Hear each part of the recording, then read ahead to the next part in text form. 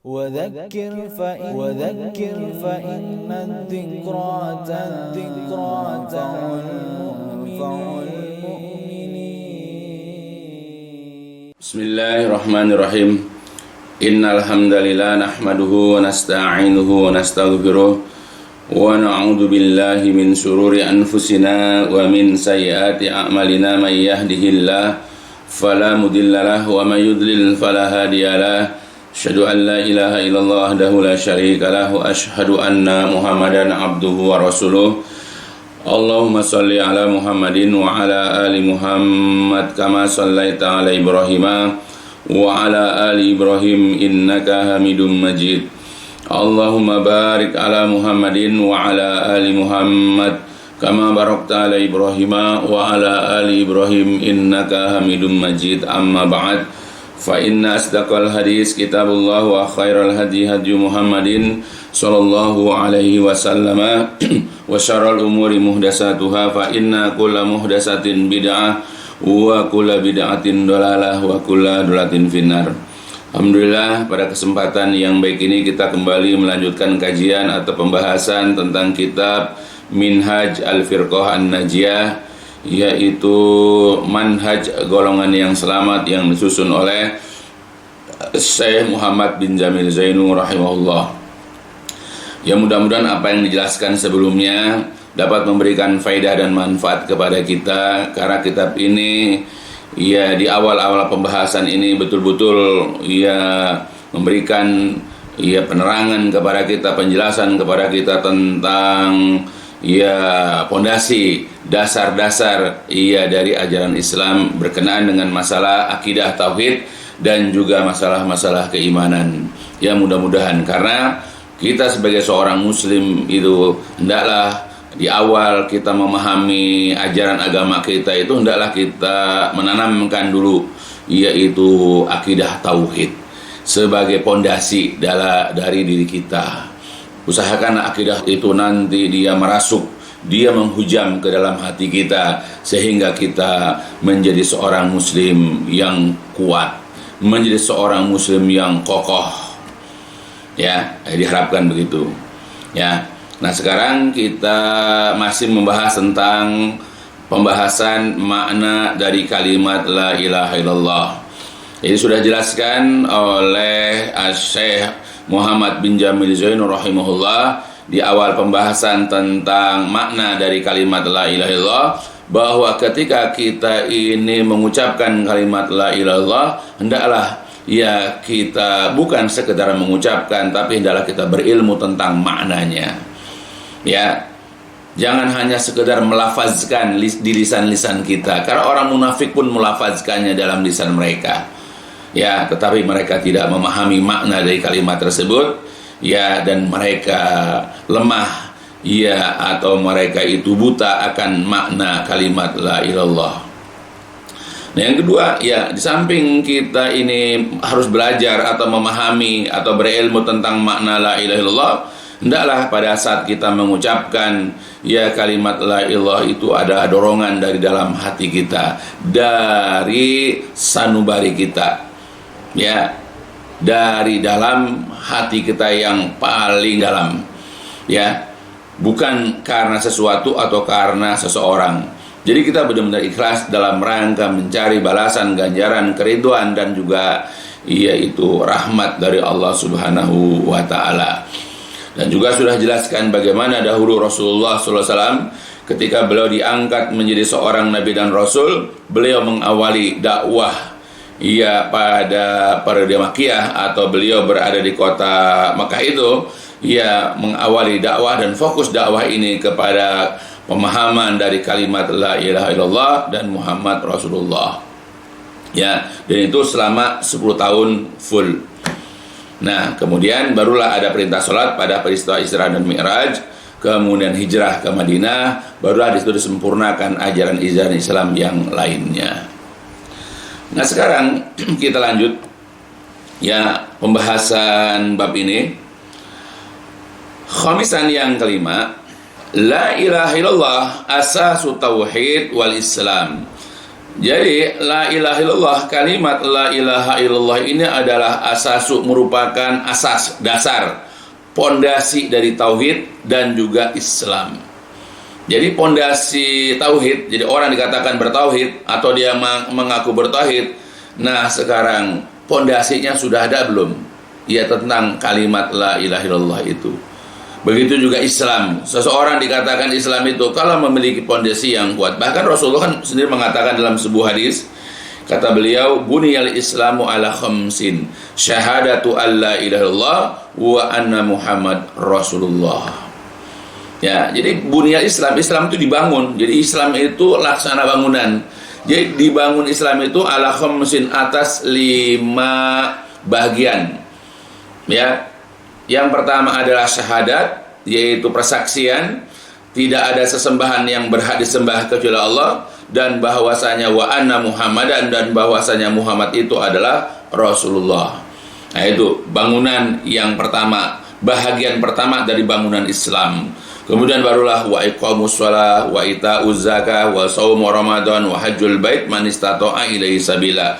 Kemudian barulah salat, menunaikan salat, ia mengeluarkan zakat, menunaikan melakukan ibadah puasa Ramadan, dan menunaikan ibadah haji jikalau ada kemampuan. Ya, nah itu. Jadi itulah 5 bangunan. Ya, 5 dasar untuk membangun ajaran Islam.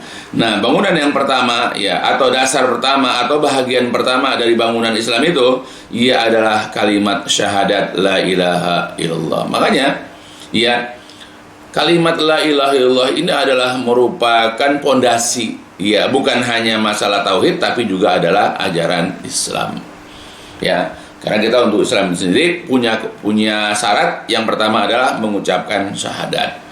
Ya, tetapi sebagaimana sudah dijelaskan, ya, kita harus paham bahwa kita tidak hanya sekedar mengucapkan, iya, tetapi hendaklah kita berusaha berilmu tentang kalimat tersebut, dan pada saat kita mengucapkannya itu adalah dalam keadaan ikhlas.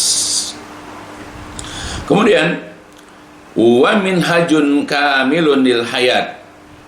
Ya, dan kalimat la ilaha illallah juga adalah merupakan minhajun kamilun, merupakan pedoman yang sempurna, merupakan metode yang sempurna lil hayat, untuk kehidupan. Ya, jadi kalimat la ilaha illallah merupakan pedoman hidup yang sempurna, merupakan metode hidup yang sempurna, atau kalau bahasa kita merupakan, yaitu jalan hidup kita atau way of life. Ya, jadi usahakanlah kita ini, ya, pada saat kita hidup di dunia ini, ya, dan kita ingin tahu sebetulnya kita di dunia ini untuk apa, pelajarilah kalimat la ilaha illallah, bahwa kita ini hidup, ya, diciptakan oleh Allah, ternyata adalah untuk beribadah kepada Allah. Ya, dan kita juga beribadah semata-mata hanya mencari balasan dari sisi Allah.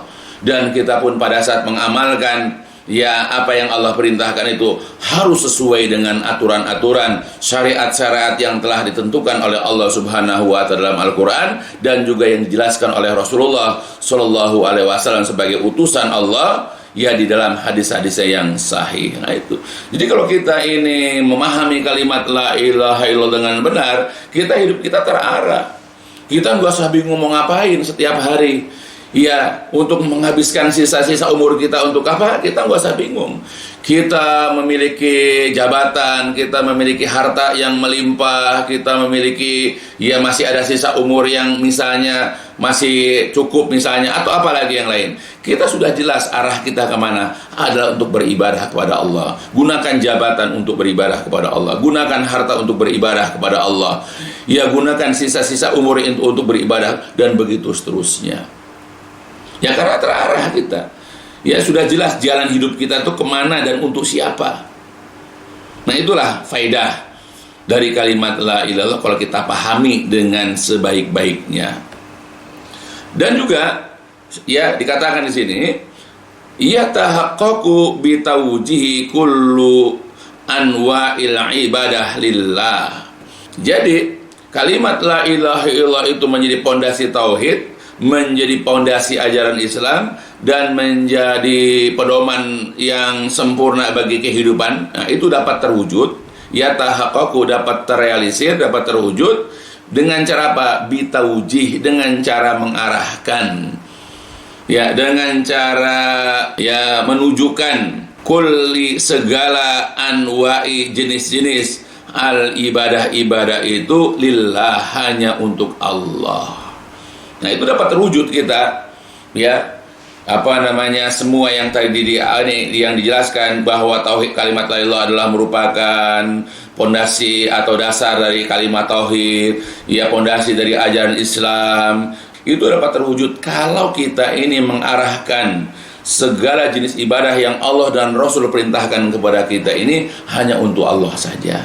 Nah, jadi nanti kita tahu kemana kita berjalan, kemana kita menuju, untuk siapa kita melakukannya, dengan bimbingan apa, dengan bimbingan siapa kita melaksanakan yaitu ibadah-ibadah atau amalan-amalan tersebut. Ya, terarah. Nah, itu kalau kita ini betul-betul menghadapkan, menunjukkan hidup kita ini dengan aneka ragam atau dengan jenis-jenis ibadah yang Allah perintahkan, dan memang untuk itulah, untuk beribadah kepada Allah lah kita ini diciptakan. Kita ini hidup di muka bumi, sebagaimana Allah katakan dalam surat Az-Zariyat. Allah mengatakan, a'udzubillahi minasyaitonirrajim, wa ma khalaqtul jinna wal insa illa liya'budun. Dan aku tidaklah menciptakan jin dan manusia melainkan supaya mereka itu beribadah kepadaku. Jadi Allah ciptakan kita ini untuk ibadah. Ya, jelas kita mau ngapain di dunia ini? Untuk beribadah kepada Allah. Ya, beribadah kepada Allah itu adalah merupakan tujuan yang terarah. Ya, kita nggak usah bingung lagi di dunia ini mau melakukan apa. Ya, jadi kita jelas beribadah kepada Allah, mengharapkan balasan dari Allah dengan cara melaksanakan aturan-aturan yang Allah telah atur di dalam Al-Quran atau melalui penjelasan Rasulnya SAW di dalam hadis-hadisnya yang sahih. Ya.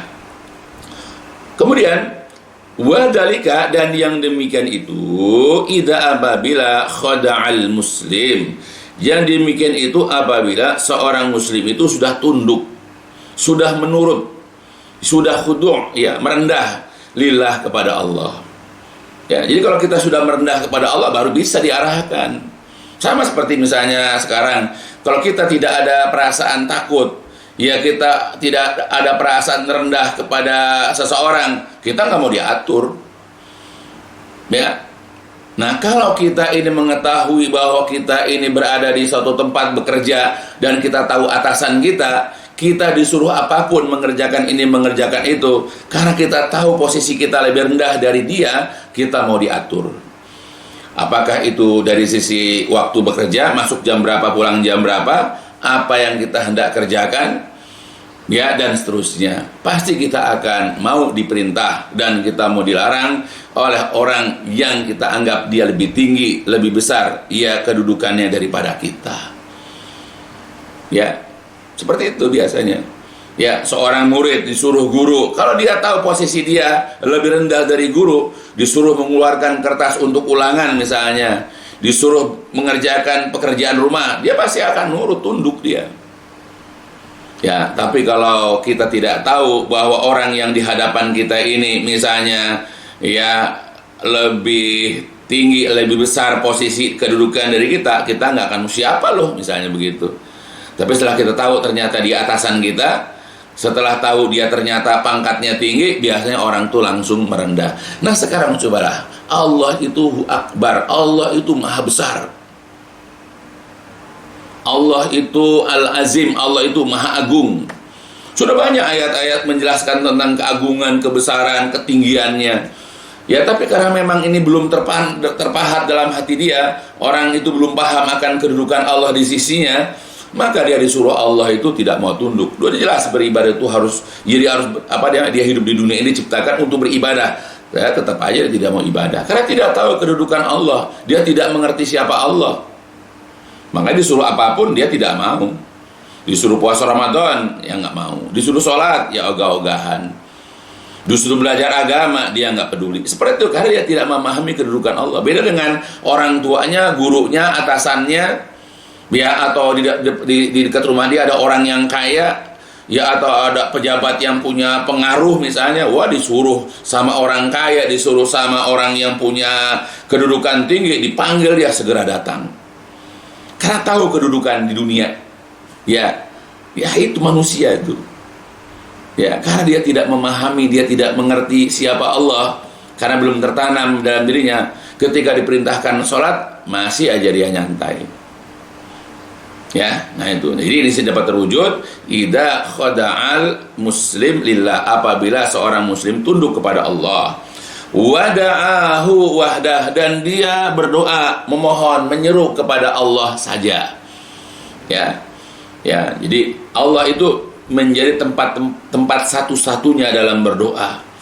Ya, Allah itu menjadi tempat, ya, atau menjadi tujuan, ya, satu-satunya di dalam meminta bantuan, di dalam menyeru, dalam beribadah.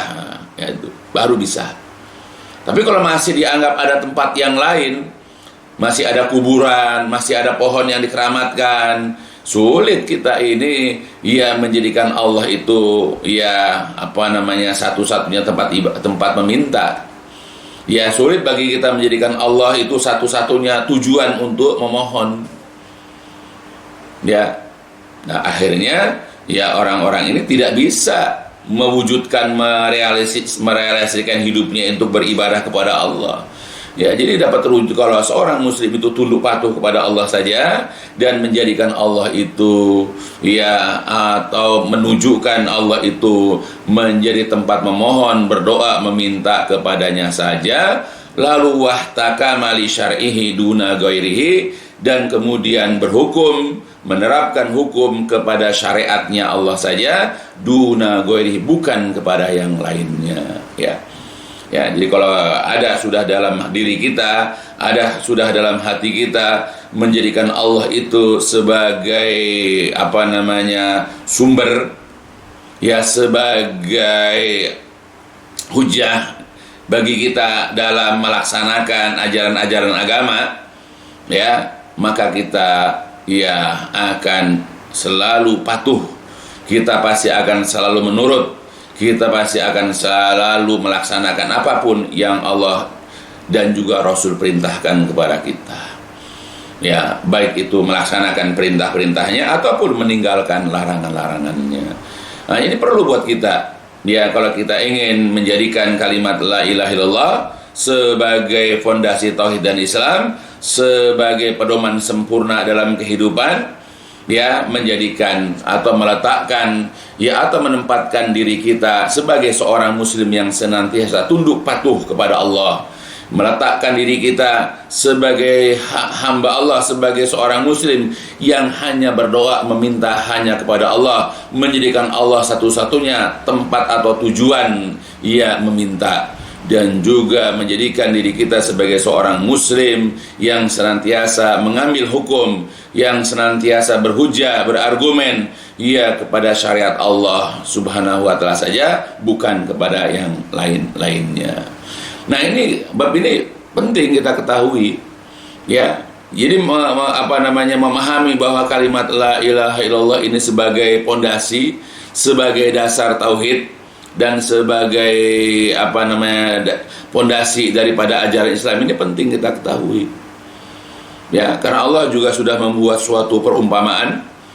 Ya, Allah telah membuat satu permisalan di dalam Al-Qur'an. Allah Subhanahu wa taala berfirman dalam surat Ibrahim, a'udzubillahi minasyaitonir rajim. Alam tara kaifa daraballahu masalan kalimatan thayyibah ka syajaratin thayyibah asluha sabitun wa far'uha fis sama. Dalam kitab tafsir Aisyarut Tafasir, Syekh Abu Bakar Jabil Al-Jazairi, ia menerangkan kaifa, bagaimana, daraballah, Allah telah membuat masalan suatu perumpamaan. Alam tara, tidakkah engkau perhatikan bagaimana daraballahu, Allah telah membuat masalan suatu perumpamaan, yaitu kalimatan thayyibah, kalimat thayyib. Apa kalimat thayyib? Syekh Abu Bakar Jabil Al-Jazairi berkata dalam kitab tafsirnya, yaitu Aisyarut Tafasir, kata beliau, kalimatan thayyibah itu adalah hiya la ilaha illallah Muhammad Rasulullah, adalah kalimat la ilaha illallah dan Muhammad Rasulullah. Jadi kalimat thayyibah di dalam ayat ini ditafsirkan ya oleh para ahli tafsir, misalnya adalah Syekh Abu Bakar Jabil Al-Jazairi dengan kalimat la ilaha illallah Muhammad Rasulullah.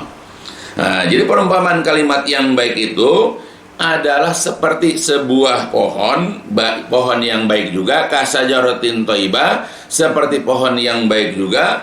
Bagaimana ciri-ciri pohon yang baik? Yaitu adalah asluha sabit, yaitu akarnya, dasarnya itu sabit, kokoh, kuat, menghujam ke dalam tanah, ya, mengurat akar ya ke dalam tanah, sehingga begitu angin bertiup, ya, maka akar-akar inilah yang dapat menahan tiupan angin sekencang apapun. Apalagi pohon-pohon yang tinggi itu perlu memiliki akar-akar yang kuat, bukan akar yang cuma nempel di tanah, tapi akar ini masuk ke dalam, ya, bahkan bisa separuh daripada tinggi daripada batang pohonnya, bahkan bisa lebih daripada itu. Dan kita bisa lihat pohon-pohon tinggi yang memiliki akar-akar yang kokoh, ya. Nah, jadi kalimat yang baik itu diserupakan oleh Allah, dimisalkan Allah seperti pohon yang baik. Dan ciri-ciri pohon yang baik adalah pertama akar yang dilihat, bukannya batangnya, bukannya dahannya atau buah-buahannya, bukan. Untuk apa pohon tinggi, buahnya lebat, ya, kemudian juga daun-daunan rimbun misalnya, tetapi akarnya kropos. Bagaimana kita tinggal, ya, atau kita punya rumah di bawah pohon yang besar yang kalau ketiup angin bunyi kreot-kreot begitu, karena akarnya sudah kropos, akan mengkhawatirkan. Makanya pohon-pohon yang begini ditebang. Ya, bahkan pohon pinggir jalan sebagai pohon peneduh, ya, bagi pengguna jalan itu, kalau pemerintah daerah itu melihat ada pohon-pohon yang akarnya sudah kropos atau udah mulai nampak akan tumbang, itu biasanya ditebang dan diganti dengan pohon-pohon yang lain. Seperti itu, karena membahayakan. Ya, begitupun ya, kita sebagai seorang muslim, kalau kita ingin kokoh, yang pertama adalah bukan dengan memperbanyak ibadah, bukan dengan menampilkan penampilan yang islami, bukan, tetapi yang paling pokok adalah bagaimana kalimat la ilaha illallah, pondasi dari akidah tauhid ini, pondasi dari Islam ini masuk ke dalam hati yang paling dalam, mengurat akar, menghujam ke dalam hati. Ya, sehingga ketika cobaan datang, apakah dari sisi asmara, kandas asmaranya, misalnya dia melamar ditolak, atau pernikahannya juga kandas misalnya, atau dia ditinggalkan oleh pasangan yang dia cintai, apakah meninggal atau kabur misalnya, dia kokoh. Begitupun dalam pekerjaan, ya, ketika dia bekerja, ya, sedang butuh biaya, tiba-tiba dia dirumahkan, ya, karena pandemi COVID ini misalnya, maka dia tetap tegar. Atau ketika ditimpa sakit, ya, yang sakitnya itu sakit berat, ya, maka orang kalau akidahnya itu sudah menghujam ke dalam hati, dia tetap akan kokoh, dia tetap akan tegar, tidak akan mudah tumbang. Nah, orang sekarang karena akidahnya lemah, hanya urusan cinta aja tumbang, bunuh diri dia, stres dia, ya, aliyadzubillah. Nah, makanya kita masukkanlah, ya, akidah tauhid, kalimat la ilaha illallah sampai tembus ke dalam hati kita, mengurat akar, sehingga kita keislaman kita, akidah kita tidak bisa dicabut lagi. Kalau dicabut itu dengan jasad kita sekalian, dengan nyawa kita sekalian. Nah, itulah ciri pohon yang baik, ya, adalah akar. Yang kedua baru wa faruha fis sama, dan batangnya itu menjulang ke langit. Jadi orang melihat dari jauh, oh itu pohon, ya. Sama juga, ya, kalau seorang muslim yang baik, orang mengenal dia, membuat keteduhan. Ya, orang yang misalnya dia tinggalnya di RW sini, orang-orang yang dari RW lain tahu dia. Ya, karena apa? Faruha fis sama. Ya, akhlaknya menonjol.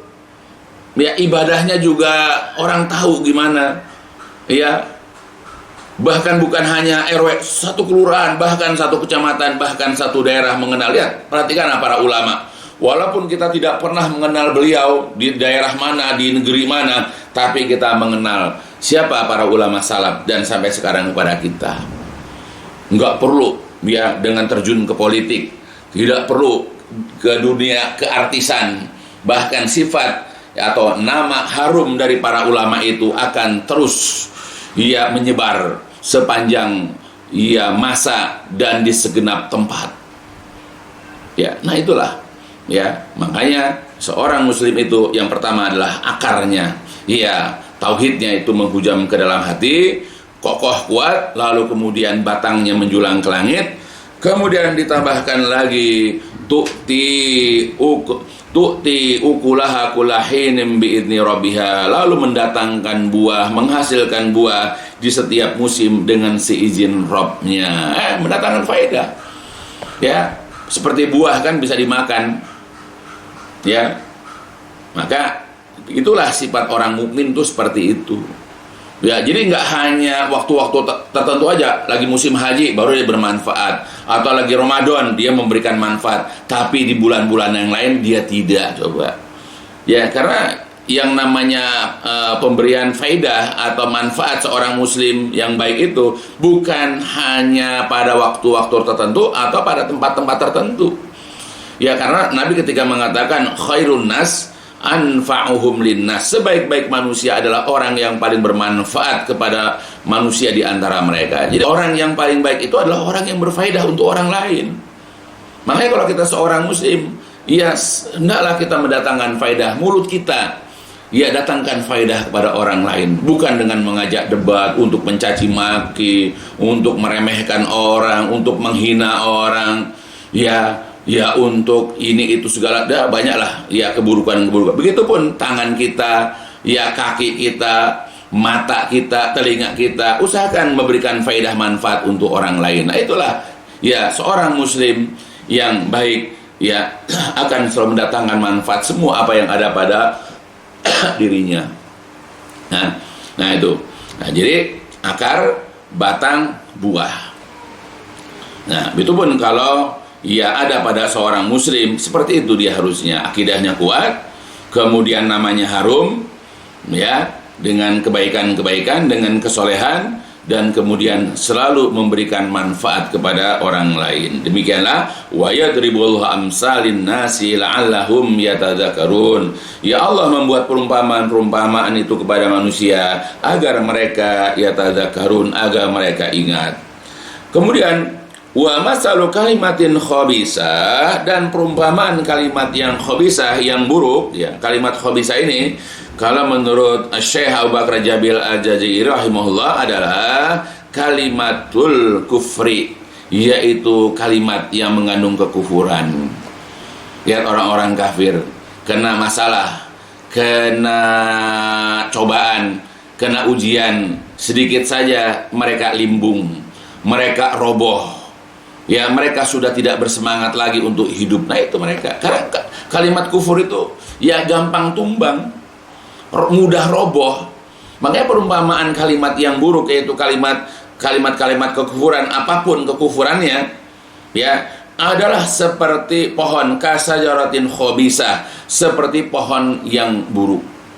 Bagaimana ciri-ciri pohon yang buruk? Ujtusat min fauqul ardi, yang dia itu tercabut, akar-akarnya itu dari dalam tanah, dari atas tanah, tumbang. Itu bukan batangnya lagi yang dibahas, bukan lagi buahnya, akarnya saja. Selalu memberikan bahaya mudarat kepada orang, bikin orang-orang lain tuh was-was. Apakah pasangan hidupnya, apakah orang tuanya, apakah anaknya, itu selalu was-was. Dengan tabiat orang-orang yang tidak beriman ini. Karena selalu mendatangkan keburukan, lidahnya tajam, menyakiti orang, merendahkan orang, suka menggibah orang, suka memfitnah orang, tangannya itu suka memukul, bahkan membunuh, matanya juga jalang, dan seterusnya. Selalu begitu. Jadi kalimat yang buruk itu adalah kalimat kekufuran, dan diumpamakan adalah seperti pohon yang buruk juga. Pohon yang buruk adalah ciri-ciri pertamanya adalah yaitu akarnya, mudah tumbang, mudah roboh karena keropos, tidak tahan dengan ujian, berbagai macam ujian sekecil apapun. Malah min qarar, yang tidak memiliki keteguhan. Yusabitullahu alladhina amanu bil qawli sabit fil hayati dunya wa fil akhirah.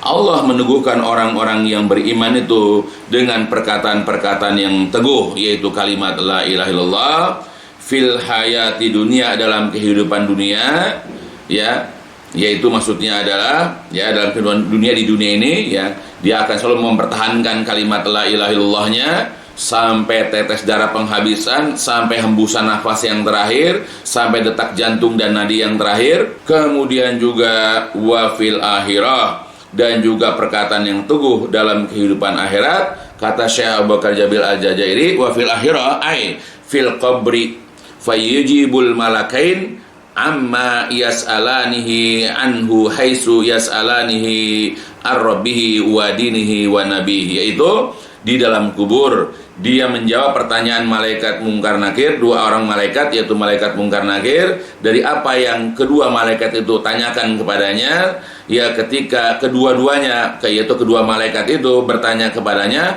an rabbihi, tentang siapa Rabb, ya siapa Rabbnya, an dinihi, tentang agamanya, wa nabihi, dan tentang nabinya. Nah, itu jadi dia perkataan teguh itu ketika nanti datang malaikat mungkar nakir di alam kubur atau di alam barzah, dia dapat menjawabnya karena perkataan teguh itu.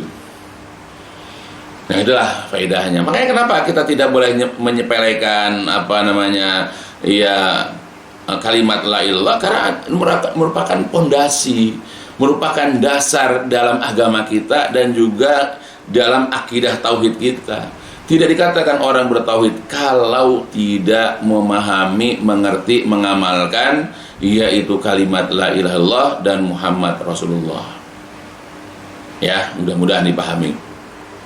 Ya, jadi milikilah dasar, pondasi, yaitu kalimat la ilaha dalam diri kita, dan tanamkan betul-betul ke dalam hati kita, menghunjam ke dalam hati kita sebaik-baiknya.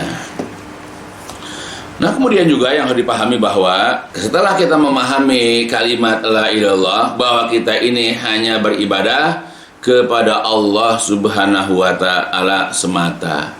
Nah, kita sebagai seorang muslim, maka dilarang bagi kita menyembah apapun dan siapapun selain daripada Allah, merupakan bentuk konsekuensi kita memahami, berilmu tentang kalimat la ilaha illallah. Nah, jadi ciri-ciri orang betul-betul memahami kalimat la ilaha illallah adalah dia meniadakan bentuk penyembahan kepada selain Allah, apakah itu pohon-pohon, batu, kuburan-kuburan, ya, atau mungkin manusia. Ya, dan apa yang dijelaskan di sini, Allah juga sudah mengingatkan kepada kita. Ada orang-orang di zaman dulu, ya, apakah orang-orang kafir Quraisy, dan zaman sekarang juga berlaku lagi apa yang terjadi pada zaman dahulu karena mereka tidak belajar akidah. Ya, bagaimana orang menyembah patung-patung, mereka menyembah berhala-berhala, ya, dan zaman sekarang juga seperti demikian itu. Dalam Quran surat An-Najm surat 53 di sini Allah memberikan contoh kejadian pada masa lalu, di mana orang-orang musyrik pada zaman dahulu mereka menyembah sesuatu selain daripada Allah. Allah berfirman, "A'udzu billahi minasyaitonir rajim. Afara'aitumul Lata wal Uzza wa Manatas salisatal ukhra." Ya, Allah mengatakan, maka bagaimana pandangan kalian terhadap berhala Lata dan juga Uzza, wa Manata, dan juga Manat, ya, as-salisatal ukhra, berhala atau sesembahan yang ketiga yang lainnya. Jadi orang-orang kafir Quraisy, orang-orang musyrik Quraisy dahulu, mereka terkenal di zaman jahiliyahnya, di masa Rasulullah itu, ya, menyembah berhala-berhala yang besar ini, berhala-berhala yang dimuliakan oleh mereka ini, Lata, Uzza, dan Manat. Ya, juga ada Hubal, ya, tapi Allah menyebutkan di sini 3. Ya.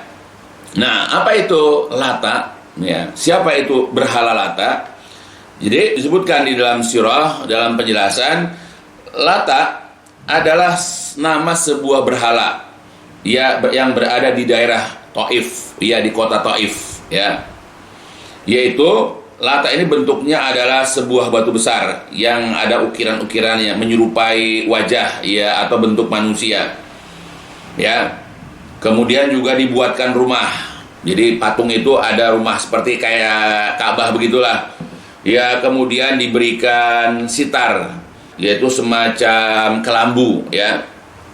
Dan kemudian juga ada kuncennya atau juru kuncinya. Nah, kemudian orang-orang beribadah kepada berhala Lata ini selain daripada Allah. Nah, berhala ini adalah milik atau kepunyaan yaitu kaum ya atau penduduk ya Sakif atau kabilah Sakif dan kabilah-kabilah yang lainnya yang loyal kepada kabilah Sakif, ya. Dan mereka itu bangga memiliki berhala-berhala tersebut. Ya banggalah, senanglah, ya. Nah, sedangkan Lata ini dibuat dulu. Lata ini ya asalnya adalah dulu di zaman dahulu sebelum ada Lata ini, ada orang yang baik, ya, ada orang yang soleh. Dia suka membuat roti dari adonan-adonan tepung, ya. Lalu membuat makanan tepung ini ya yang diberikan kepada orang-orang yang mau menunaikan ibadah haji ya di zaman jahiliyah itu, ya. Jadi setiap kali mereka lewat ke daerah tersebut ya dan sampai kepada laki-laki soleh ini, laki soleh ini yang menyediakan ya makanan tadi ya adonan tepung ini ya dan juga minum di situ. Nah, terkenal akan kebaikannya. Dan ketika wafat, ketika laki-laki ini meninggal, lalu kemudian mereka membangun rumah di atas kuburnya. Jadi dikubur lalu dibangun ya rumah. Nah, kemudian barulah dibuat ya batu itu dibuat ukiran-ukiran seperti patung, dibuat rumah, dibuat kelambu. Ya, dan akhirnya disembahlah. Ya, dan orang-orang menamakannya dengan ya nama Lata. Nah, sedangkan Uzza ya ada sebuah patung atau berhala ya yang dibuat dari pohon dari ya As-Salam, yaitu adanya di lembah Nahlah, yaitu antara kota Makkah dan Taif. Ya, jadi kalau kita dari Mekah ke Taif ada daerah namanya An-Nahlah. Nah, itulah ya asal berhala atau patung ya dari Al-Uzza. Nah, kemudian juga Uzza ini juga dibuatkan bangunan rumah, dikasih kelambu, ya, dan kemudian ya karena ini asalnya sebuah ya buat dari dari kayu pohon, ya di situ ada jin yang bersarang di situ, ada jin yang bertempat tinggal di situ, yang suka berbicara kepada orang-orang yang datang, sehingga orang-orang yang datang itu karena tidak tahu itu jin, nyangkanya yang ngomong itu patungnya atau rumahnya, ya, yang ada di dalam rumahnya itu. Ya makanya orang makin ini, ya makin menyembah berhala itu. Padahal yang berbicara kepada mereka itu adalah jin-jin tersebut. Nah, berhala ini milik kaum Quraisy dan penduduk kota Mekah dan sekitarnya. Nah, yang ketiga adalah Manat. Manat adalah sebuah berhala yang terbuat dari batu besar yang terletak di antara gunung ya, yang di dekat Gunung Qadid yang ada di antara kota Mekah dan Madinah. Ya, berhala ini milik suku Khuza'ah, kabilah Khuza'ah, Aus dan Khazraj. Nah, mereka kalau mau haji, ihramnya dimulai dari berhala tersebut. Ya, dan sebelum berangkat mereka mengibadahinya dulu. Nah, tiga berhala ini merupakan yaitu Lata, Uzza, Manat ini adalah merupakan berhala yang terbesar dari bangsa Arab. Ya, sebagaimana tadi firman Allah surat ya An-Najm ya. Nah, kemudian ketika selesai Fatu Mekah, ketika Rasulullah berhasil menaklukkan kota Mekah, lalu kemudian Rasulullah mengirim ya atau mengutus yaitu Al-Mughirah bin Syu'bah dan Abu Sufyan bin Harb ya radhiyallahu anhuma untuk menuju berhala Lata di Taif.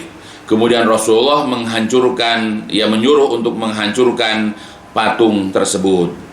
Ya, Nabi juga mengutus Khalid bin Walid untuk pergi ke berhala Uzza. Lalu hujab pun ya yang bentuk berhalanya itu terbuat dari kayu dihancurkan, diratakan dengan tanah, dan bahkan jinnya pun dibunuh ya. Menurut beritanya begitu oleh Al-Khalid bin Walid ya, oleh Khalid bin Walid ya radhiyallahu an. Ya, kemudian juga Rasulullah mengirim Ali bin Abi Thalib radhiyallahu untuk pergi ke Manat. ya kemudian juga dihancurkanlah berhala manat ini dan dihilangkan, ya, sehingga tidak ada bekasnya lagi. Nah, ketika berhala-berhala itu dihancurkan, apakah jelas di situ? Ya, apa tidak paham juga bahwa berhala-berhala yang dihancurkan tidak dapat membela diri mereka, tidak dapat membantu diri mereka sendiri, apalagi membantu orang yang menyembahnya. Maka tidak pantaslah bagi kita untuk meminta bantuan pertolongan, ya, kepada sesuatu yang tidak dapat memberikan pertolongan untuk dirinya sendiri. Ya, nah inilah keburukan, kejelekan, ya, kelemahan, ya, sembahan-sembahan selain daripada Allah, karena memang sembahan-sembahan ini adalah batil, adalah palsu. Begitupun di zaman dulu juga ada orang menyembah, ya, bukan hanya batu dan patung, juga menyembah manusia.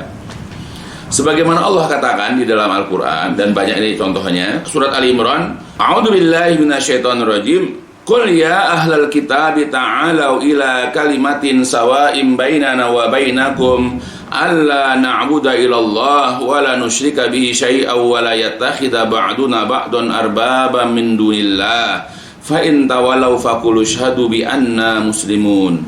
Katakan wahai Nabi kepada ahli kitab, kepada orang Yahudi Nasrani, wahai ahli kitab, kembalilah kalian kepada kalimat yang sama antara kami kaum muslimin dan antara kalian sebagai ahli kitab.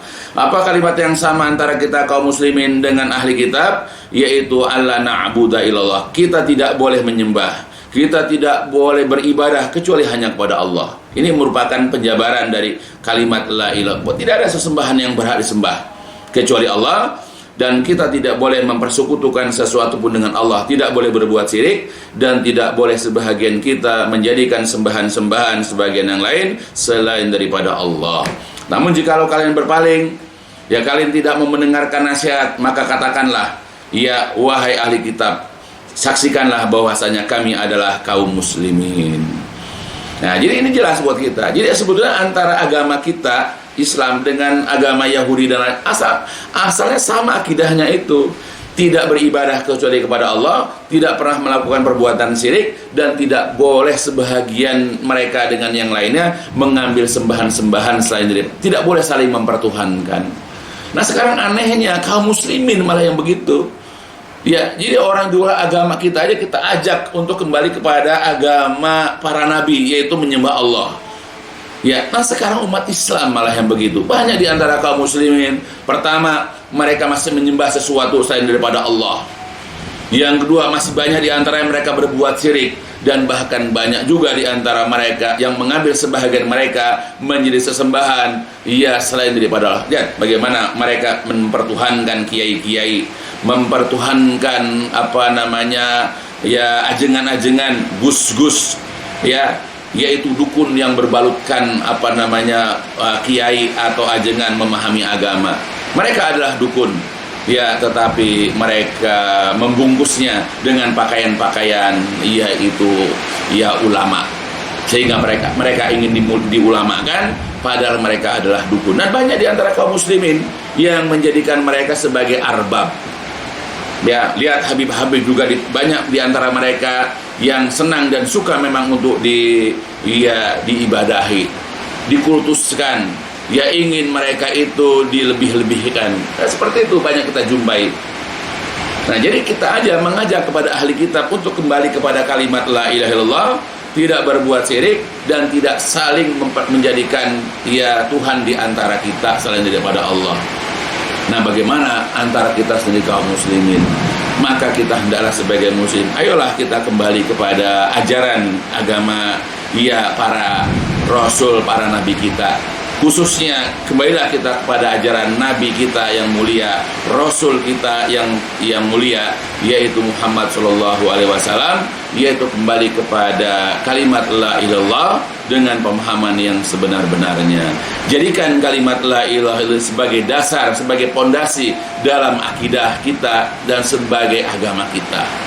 Ya, kalau kita ingin jelas arah tujuan hidup kita, kalau kita ingin sampai kepada tujuan, yang selama ini kita ingat, yang selama ini kita inginkan, yaitu selamat dari azab kubur, selamat dari azab neraka, dan dimasukkan kita ke dalam surga. Ya mudah-mudahan ya apa yang dijelaskan tentang poin kelima ini dari makna kalimat la ilaha illallah dapat dipahami oleh kita seluruhnya, khususnya ya saya dan keluarga besar saya dan juga seluruh daripada kaum muslimin.